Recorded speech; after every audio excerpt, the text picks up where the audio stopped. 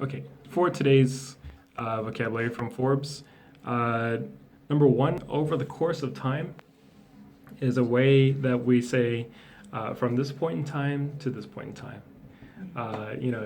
You can say I started a new gym program 6 months ago, and over the course of time, I could see myself getting more fit. So from that point to now. Well, not really, because I don't have a gym. But yes, good question. So that was an example. Number two, overwhelmingly, is when something is just too much. It's overpowering, right? It's something that you just cannot fight back, or you just cannot really avoid, you know. So just like how I was talking about in my question earlier about social media, the example is quite good. Social media has overwhelmingly influenced our lives. Number three, a portfolio company. So usually when you have a portfolio, like a professional portfolio, that is like the best of your stuff. If it's referring to your work, if it's for an artist has their portfolio.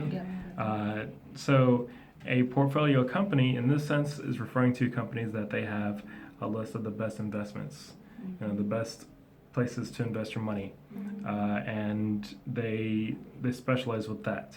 So they are kind of, they know where to invest, when to invest. They know information about everything that can influence anything. Those are portfolio companies. Number four, to follow one's lead, to follow somebody's lead. This is actually kind of fun. You always see this in a lot of movies. It's basically when somebody kind of gives you a hint to do something like them, or to agree with them, or to kind of follow their example. So basically, if I said to you, follow my lead, that means for you to just kind of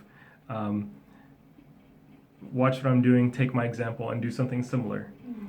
So, for example, if we are talking in the workplace, and there's a coworker that you want to avoid, that you don't really like, and this coworker comes to talk to us, and then if you just kind of poke me and say, hey, follow my lead, and then the coworker says, hey, what are you guys doing for lunch today? You guys want to have lunch together? And then you say, actually, I'm really busy. I can't go to lunch today.